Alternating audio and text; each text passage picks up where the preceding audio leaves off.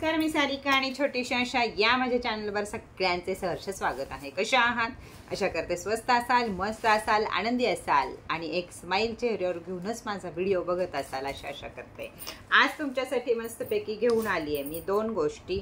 Video सांगते पुढे तुम्हाला, ज्याची कायमच आतुरता असते की ताई अशुभ लक्षणं काय असतात, आमच्या हातनं हे घडलं अशुभ आहे का शुभ आहे, आमच्या हातनं हे घडलं अशुभ आहे का शुभ आहे, तर या पण गोष्टी तुम्हाला मी सांगत आहे।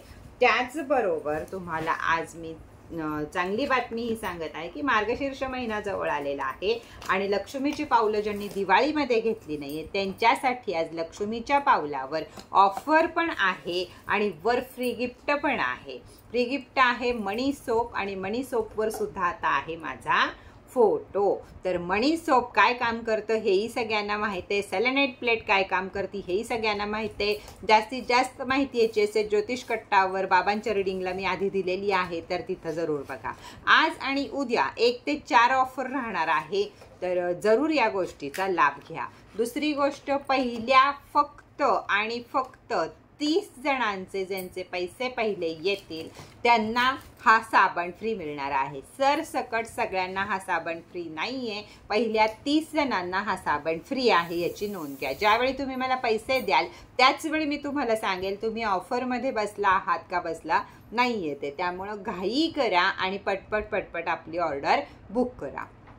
चला, आज आणि उद्या गुरुवार आणि शुक्रवार सेलेनाइट प्लेटवर ऑफर आहे, साबण आहे। आज 30 नंबरवर आहे, उद्या पण 30 नंबरवर आहे, त्यामुळं कशात बसताय बघा तुम्ही। तर चला, आता मी तुमच्यासाठी घेऊन आली आहे आज की शुभ अशुभ शकुन हे केल्यावर, हे सांडल्यावर काय होतं, ते झाल्यावर काय होतं, हे सगळ्यांना माहिती हवी असती तर एक 5 मिनिटाचा छोटासा व्हिडिओ मी तुमच्यासाठी घेऊन आली आहे की शुभ काय आणि अशुभ काय, या गोष्टी हातातून खाली पडल्यावर शुभ शकुन होतं का अशुभ शकुन होतं, या गोष्टीची तुम्हाला कायमच आतुरता असते, तर तेच मी घेऊन आलेली आहे।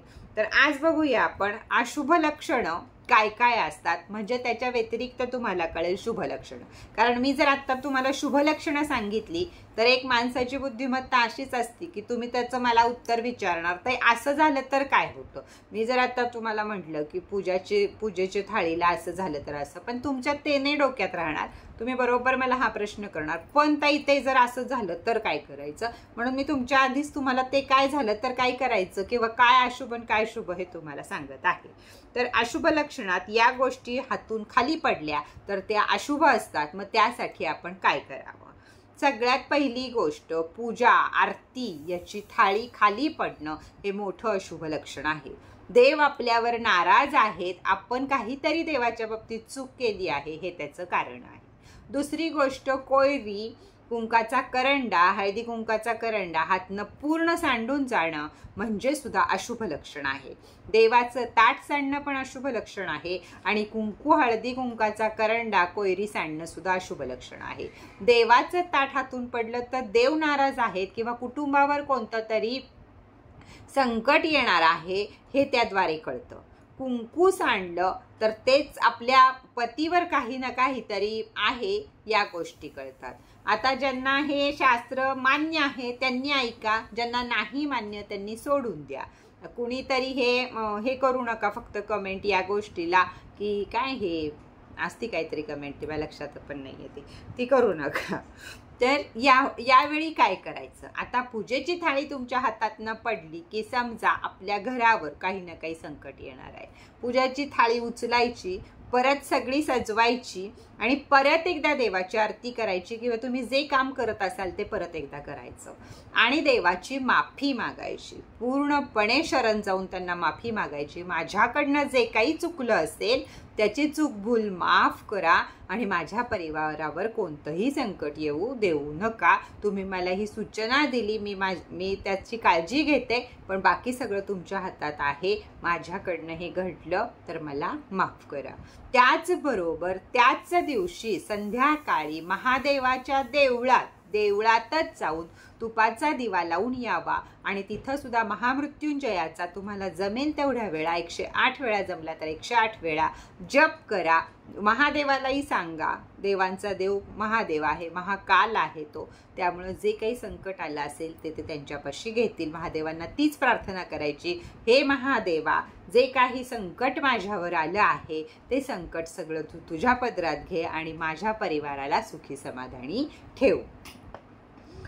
तर हे झालं. कुंकू सांडल्यावर पतीला काहीतरी आपल्या बाधा होऊ शकते किंवा त्याच्या कामात काहीतरी तोटा होऊ शकतो काय? कुंकू सांडल्या पहिल्यांदा त्यातलं हळदी कुंकू आपण आपल्याला लावून घ्यायचं, दुसरं हळदी कुंकू आपण तुळशीला लावायचं, तिसरं हळदी कुंकू त्या सांडलेल्यातलं उचलून आपण आपल्या कुलदेवीला लावायचं आणि नंतर बाकीचं जे हळदी कुंकू आहे ते एखादा कपडा घेऊन सुपलीमध्ये, किंवा सुपली म्हणजे घाणेरडी नाही, देवाची सुपली किंवा सरळ हातानं कागदावर वगैरे भरा आणि वाहत्या पाण्यात सोडून द्या. कोणत्याही प्रकारे हळदी कुंकाची कोयरी सांडली असता त्याला झाडू, सुपली, जे आपण घरातल्या निगेटिव्ह ऊर्जा ज्यानं काढतो त्यानं कधीही कुंकू सांडलेलं भरू नाही. कुंकू लावून घेतल्याशिवाय, देवाला आणि तुळशीला लावल्याशिवाय ते कुंकू कधी भरू नाही. भले सांडलेले असो पण त्यांच्याच अंगात ताकद आहे की ते आपल्याला ह्याच्यातनं वाचवणार आहेत. मग ती कुलदेवी असो, लक्ष्मी असो, ज्या स्त्री देवता सगळ्या आहेत त्यापैकी कुणाला ना कुणाला, शक्यतो कुलदेवतेला आपल्या देवी जी असते तिला ते कुंकू व्हायचं आहे. आता इथं असेल ताई आम्हाला देवी नाही देवच आहे, तर तुम्ही देवाच्या पण पायावर कुंकू वाहा, दुसरा त्याला काही इलाज नाही आहे. आणि नंतर ते कुंकू एखाद्या प्लास्टिकच्या पिशवीमध्ये आपल्या पेपरमध्ये गुंडाळून ते नंतर कुंकू सोडून द्यावं, वाहत्या पाण्यामध्ये सोडावं, डस्टबिनमध्ये कुंकू हे करू नये.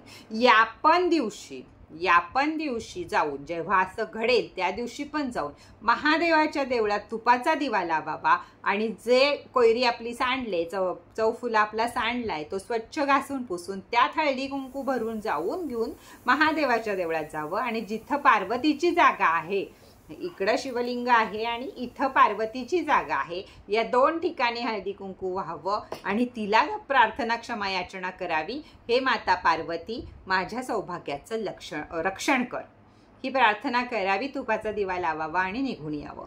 अशुभ लक्षणं टळून जातात. तिसरं अशुभ लक्षण ते म्हणजे दूध सांडणं, दुधाचं पातेलं हातात न पडणं. दूध थोडंसं सांडणं गोष्ट वेगळी आहे, पण दुधाचं पातेलं हातातनं पडणं, मुलं दूध पित असताना त्यांच्या हातातनं कप खाली पडणं, या सगळ्या अशुभ गोष्टी आहेत. या गोष्टी आहेत की तुम्हाला आर्थिक नुकसान कुठंतरी होणार आहे. दूध हे शेवटी शुक्र, लक्ष्मी या सगळ्यांशी जोडलं जातं, चंद्र, त्यामुळं तुम्हाला आर्थिक नुकसान होणार आहे. या गोष्टीत मोठा दणका बसणार आहे आर्थिक कुठंतरी, हेच त्याचं लक्षण ठरतं. मग थोड्यातच आपण परत सावधान होण्यासाठी उपाय करायचे असतात. तर दूध ज्या वेळी सांडेल त्यावेळी सुद्धा हेच आहे. तुमच्याकडे जर कधीही दुधाला घाणेरडं फडकं वगैरे लावू नका. जेवढं दूध व्यवस्थित ताटलीत काढता येईल तुम्हाला सांडलेलं तेवढं ताटलीमध्ये गोळा करा आणि नंतर ते कपड्यानं पुसा. गॅसवर सांडलेलं असो, फरशीवर सांडलेलं असो, कशानंही असो, एवढं सारं दूध सांडलं तर कमीत कमी एक मांजर किंवा एखादा स्टे डॉग वाटीभर तरी दूध पिल, याची तेवढी काळजी घ्यावी. आणि त्यावेळी ते दूध बाहेर हिंडणाऱ्या कुत्र्यांना, स्टे डॉगला प्यायला द्यावं. अगदी घरातल्या मांजरीला जरी प्यायला दिलं तरीही चालेल, पण शक्यतो डॉगला हे दूध प्यायला द्यावं, म्हणजे त्याच्यावर होणाऱ्या ज्या वाईट संकट, आर्थिक संकट आपल्यावर येणार असतात ती येत नाहीत. आणि त्याच दिवशी रात्री, ज्या दिवशी आपल्याकडनं दूध सांडेल त्याच दिवशी रात्री लक्ष्मी मातेला शेवयाच्या खिरीचा, साबुदाण्याच्या खिरीचा, कशाच्या खिरीचा नैवेद्य दाखवावा आणि माता लक्ष्मी आणि विष्णूंना सांगावं, खिरीमध्ये थोडंसं केशर घालावं आणि सांगावं की जे काही माझ्यावर आर्थिक संकट येणार होतं मला माफ करा, माझ्या हातनं असं झालं, तुम्ही मला संकेत दिला पण तो संकेत सुद्धा तुम्ही मला मदत करा, जे काही माझ्यावर दुःख येणार असेल ते येऊ देऊ नका आणि आलं तर ते तुम्ही तुमच्या पदरात घ्या आणि मला माफ करा, हे क्षमा याचना करावी. त्याच्यानंतर आता लगेच पुढं तुमचं खाली की ताई आमचा गोठा आहे आणि गाया रोज लाथ मारतात आणि आमचं दूध रोज सांडतं, तिथं क्षमा आहे, तिथं गोमाता आहे तीच लाद घालती. माझ्या स्वतःच्या 20-20 लिटरच्या किटल्या सुद्धा पालथ्या झालेल्या आहेत किंवा बादलीभर दूध सुद्धा पालथी झालेली आहेत. तिथं काही नाही. त्याला भुईला गाईची इच्छा असती तिला भुईला द्यायचंय दूध तर ती ते करती, ती लाद घालणार, ती पाय घालणार, बादलीत सगळं करणार. गोठ्यात हे प्रकार घडतात त्यावेळी पूर्णपणे क्षमा आहे त्याला, कोणत्याही प्रकारचा वाईट त्याच्यामध्ये येत नाही. फक्त गोठ्यामध्ये बाळकृष्णाचा आणि गाईचा फोटो जरूर असावा म्हणून आपण समजायचं हे जे सगळं दूध गेलं ते आपल्या बाळकृष्णानं पिलं हे समजायचं आणि सोडून द्यायचं. तिथं कोणत्याही प्रकारचे अशुभ लक्षण धरायचं नाही. ती गाय असो म्हैस असो दोघांच्याही दुधाला गोठ्यामध्ये हेच धरायचं. तिथं काही अशुभ लक्षण नाही. कारण अशुभ लक्षण म्हणण्यापेक्षा दूध वाया जातं, आपला 2-4 लिटरचा तोटा झालेला असतो, त्याच्यामुळं सगळ्या क्षमा असतात तिथं पुढं काही येत नाही. पण घरात पातेलं आपल्या हातनं पडलं हे पडलं तर या गोष्टीला हे करायचं असतं. दुसरं तेल, मोहरीचं तेल, तिळाचं तेल ह्या गोष्टी जर सांडल्या आपल्या हातनं तर शनी नाराज होतात. त्याच प्रकारेच घरातलं तेल सुद्धा धरायचं की आपल्याकडनं घरातलं तेल सांडलं तर शनी आपल्यावर नाराज होतात. या गोष्टीचे आपल्याला हे करायचं की हां ही गोष्ट अशीच आहे, शनी आपल्यावर नाराज होणार आहेत. आता जे तेल तुम्हाला वापरता येण्या जाग्याजोगी हे झालं असेल, पडलं असेल ते तुम्ही व्यवस्थित उचलून घ्या. आणि जे तेल तुम्हाला आता हे उचलताच येणार नाहीये त्यावेळी त्याच्यावर मुठभर गव्हाचं पीठ टाका. तर खाली फरशीवर तेल सांडले, आता हे उचलणं शक्य नाहीये त्यावेळी त्याच्यावर मुठभर गव्हाचं पीठ टाका. ज्याची आपण चपाती करतो ते पीठ मुठभर टाका. ते सगळं तेल गोळा करा, त्याची रोटी तयार करा. त्याच्यावर परत मोहरीच्या ज्या तेल तुमच्याकडनं गेलं असेल, मोहरीचं असेल, तिळाचं असेल, जेवणाचं असेल, सोयाबीनचं असेल, शेंगदाण्याचं असेल, कोणतंही असो, जे असेल त्याच्यानं पुन्हा त्याच्यावर एक स्वस्तिक काढा आणि ती केलेली पोळी, ती केलेली रोटी, ती केलेली चपाती आपण स्ट्रे डॉगला खायला घालायची आहे. म्हणजे शनींची शांती होते. शनीनं तेल वाया गेलं म्हणून आपल्या पाठी लागत नाहीत किंवा त्याचा अशुभ शकुन आहे, पण आपल्याला हा उपाय करून त्याला शुभमध्ये बदलायचं आहे किंवा त्याचं कुठलंही वाईट फळ आपल्याला मिळणार नाही. त्याच प्रकारे घरामध्ये मीठ उघडं राहणे, मीठ सांडणे हे सुद्धा अशुभ लक्षण समजलं जातं. एकतर व्यावहारिकदृष्ट्या कुठेतरी तोटा येतो, नाहीतर आजारपण येतं. म्हणून नेहमी मीठ काचेच्या बरणीमध्ये ठेवावं आणि मीठ उघडं ठेवू नाही आणि मीठ सांडलं देऊ जाऊ नाही. मीठ सांडलं तर काय करायचं? खालचं मीठ असेल तर उचला, दुसरं काही पर्याय नसतो आपल्याला. उचला आणि वाहत्या पाण्यात सोडून द्या, ना की डस्टबिनमध्ये टाका. कोणतीही सांडलेली गोष्ट डस्टबिनमध्ये टाकू नका. हां, तुम्ही जर आता काचेच्या बाटली सकटच जर मीठ फोडलं म्हणजे पडलंच खाली तर त्यातल्या मिठातलं आपण काही करू शकत नाही. तरी पर चिमूटभर तरी मीठ त्याच्यातलं उचला आणि वाहत्या पाण्यात सोडून द्या. घरावर आलेली निगेटिव्ह एनर्जी किंवा येणार आहे ह्याचे ते संकेत असतात. म्हणजे कुणीतरी आपल्याला जादू, टोणा, करणी, बाधा असले काहीतरी प्रकार होणार आहेत याचा संकेत असतो किंवा लक्ष्मी मार्फत आपल्याला तोटा मिळणार आहे, हे दोन्ही संकेत त्याला होऊ शकतात. तर ते यावेळी असं करावं. का तर मिठामध्ये आहेत आपलेले चंद्र, शुक्र हे ग्रह पण मिठामुळं किंवा मीठ उघडं ठेवल्यामुळं नाराज होतात आणि त्याच्या या प्रक्रिया मानसिक स्थिती हालते. घरात जर मानसिक आजार कुणी असेल तर त्यांच्या आजारपणात जास्तीत जास्त भर होते, असं जर आपल्या घरात झालं तर. त्यामुळं या गोष्टी कधीही घरामध्ये होऊ देऊ नयेत. या अशुभ लक्षणांना या शुभ लक्षणामध्ये बदलावं. हा छोटासा व्हिडिओ तुम्हाला कसा वाटला हे मला जरूर सांगा. छान छान कमेंट करा.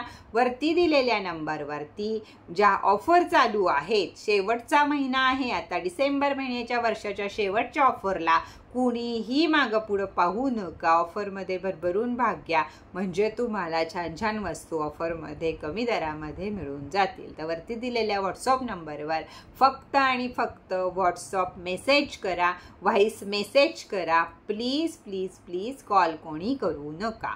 तर चला आजचा व्हिडिओ इथंच बास करूया. परत भेटूया नवीन माहिती बरोबर, नवीन व्हिडिओ बरोबर. तोपर्यंत टाटा, बाय बाय.